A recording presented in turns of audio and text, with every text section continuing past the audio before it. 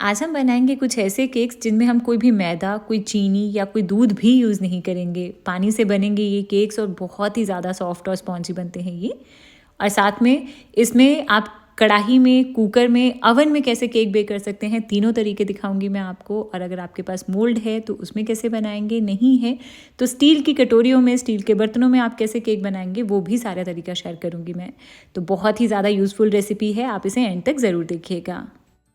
तो सबसे पहला केक जिसमें हम कोई चीनी, कोई मैदा या कोई दूध यूज़ नहीं करेंगे, वो है गुड़ और आटे के साथ बना हुआ केक। तो इसके लिए मैंने यहाँ पर 100 ग्राम जितना गुड़ लिया है।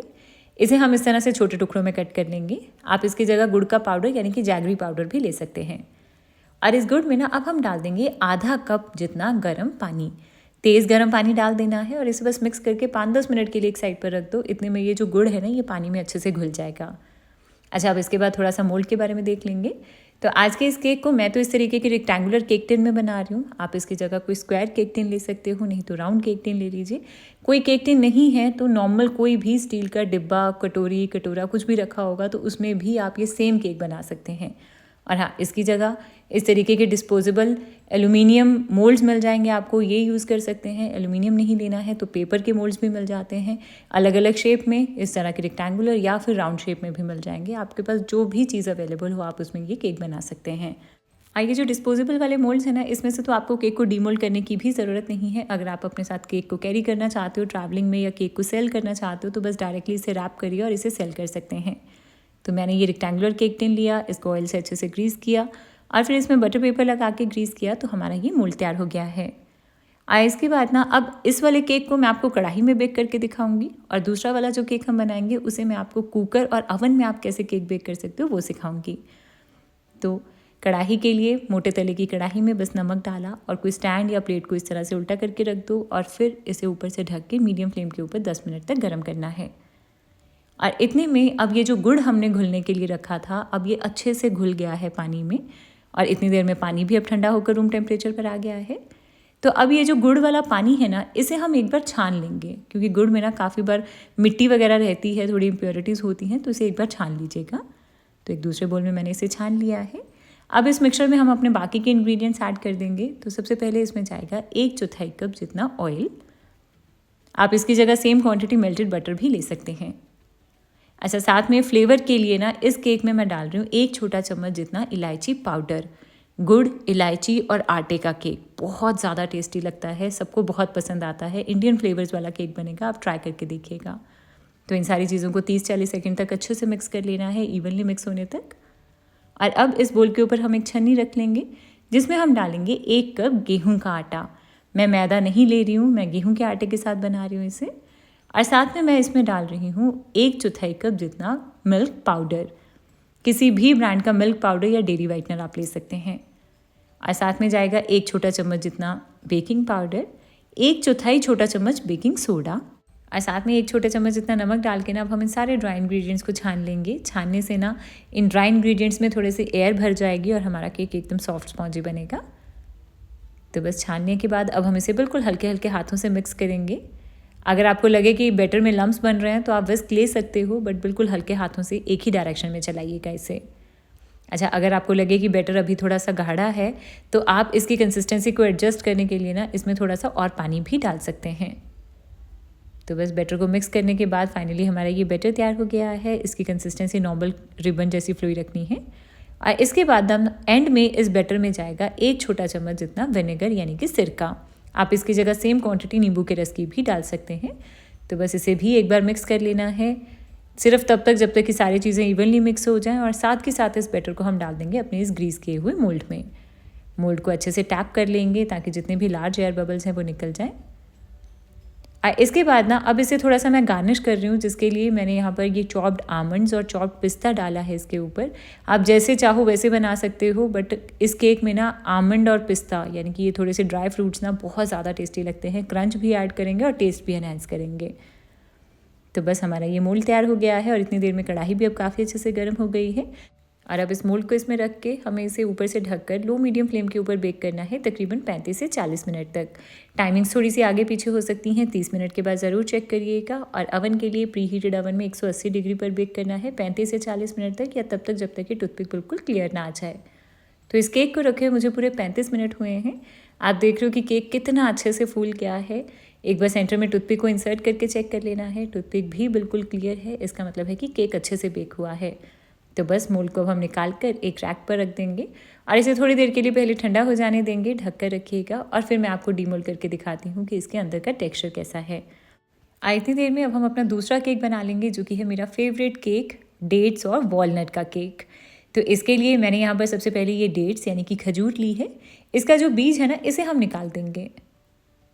अच्छा, इसके बाद मैंने सारे खजूर के बीज को निकाल लिया है और ये मेजरमेंट्स में जब आई है तो ये है 1 कप खजूर, वज़न में हमें लेनी है 160 ग्राम।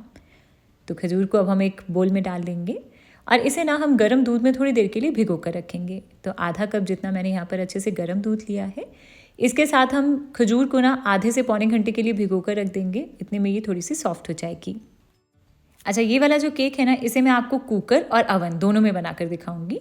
तो अगर आप किसी भी तरह का केक कुकर में बेक करना चाहते हैं ना, तब आपको नॉर्मल सा कोई भी कुकर लेना है और इसमें आप थोड़ा सा नमक डाल दीजिए। फिर कोई स्टैंड रख दो या फिर प्लेट को उल्टा करके रख सकते हो, जैसे हमने कढ़ाई में किया था। और अब इसे ऊपर से ढकना है कुकर के ढक्कन से। बट कुकर का जो ढक्कन है ना, इसकी विसल निकाल दीजिएगा और इसकी जो रबड़ है ना, ये वाली यानी कि गैस्केट, इसे भी निकाल देना है। बस इन दोनों के बिना अब कुकर के ढक्कन को नॉर्मल कुकर की तरह बंद कर दीजिए और इस कुकर को पहले गर्म होने के लिए रख देंगे 10 मिनट तक मीडियम फ्लेम के ऊपर। और एक तरफ मैंने अवन के लिए अवन को भी गर्म होने के लिए रख दिया है। तो 180 डिग्री पर मैंने इसको 10 मिनट तक गर्म करने के लिए रखा है। और इसके बाद अब ये जो खजूर हमने दूध में भिगो कर रखी थी ना, इसे रखे हुए तकरीबन पौना घंटा हो गया है। खजूर थोड़ी सी सॉफ्ट हो गई है। तो अब हम एक ब्लेंडर जार लेंगे और इसमें ये खजूर और दूध दोनों को डाल देना है और इसे ना हमें अच्छे से ब्लेंड कर लेना है। इसका एकदम फाइन पेस्ट बना लेंगे। अच्छा, अगर आपकी खजूर ड्राई हो ना, जैसे कि आज थोड़ी सी मेरी वाली खजूर ड्राई थी, तो मैंने इसमें थोड़ा सा और दूध डाला था, तकरीबन 1/4 कप जितना, इसे पीसने के लिए। और हमारा ये खजूर का पेस्ट तैयार हो गया है। अब इसे एक बोल में निकाल लेना है। इसके बाद अब हम इसमें डाल देंगे 1/4 कप जितना मेल्टेड बटर। मैं इस केक को बटर के साथ बना रही हूँ, आप चाहो तो इसमें भी ऑयल ले सकते हो, सेम क्वान्टिटी। और साथ में इसमें जाएगा 1/3 कप जितना दही। इस वाले केक को मैं आपको दही के साथ बनाकर दिखा रही हूँ। आप इसकी जगह 2 एग्स ले सकते हो या फिर पहले की तरह एंड में 1 छोटा चम्मच विनेगर डाल दीजिएगा। तो इन सारी चीज़ों को पहले अच्छे से मिक्स कर लेना है, एकदम इवन होने तक, 30-40 सेकेंड तक। तो मिक्स करने के बाद अब इसमें आधा छोटा चम्मच जितना वनीला एसेंस ऐड करके मिक्स कर लेंगे। और अब इस बोल के ऊपर हम एक छन्नी रखेंगे जिसमें डालेंगे 1 कप जितना गेहूं का आटा। इस वाले केक को भी मैं बिना मैदा गेहूं के आटे के साथ बना रही हूँ। और साथ में डालेंगे 1 छोटा चम्मच जितना बेकिंग पाउडर, आधा छोटा चम्मच बेकिंग सोडा, क्योंकि दही यूज़ किया है तो सोडा थोड़ा ज़्यादा डलेगा। तो बस सारी चीज़ों को छान लेना है। नमक मैंने इसमें नहीं डाला है क्योंकि मैंने मेल्टेड बटर जो यूज़ किया था वो सॉल्टेड था। तो इसके बाद अब हम इसे हल्के हाथों से मिक्स कर लेंगे। और अभी ये मिक्सचर थोड़ा सा ड्राई है तो मैंने 1/4 कप जितना और दूध लिया है, इसमें थोड़ा थोड़ा करके मिक्स कर देना है। अच्छा, ये वाला जो केक का बैटर है ना, जो खजूर वाला केक हम बनाते हैं, ये थोड़ा सा थिक रखना होता है नॉर्मल केक बैटर से। तो अब आप बैटर की कंसिस्टेंसी देख रहे हो कि ये थोड़ा सा थिक है, पूरी तरह से फ्लोई कंसिस्टेंसी नहीं है इसकी। तो बस ये बैटर तैयार हो गया है।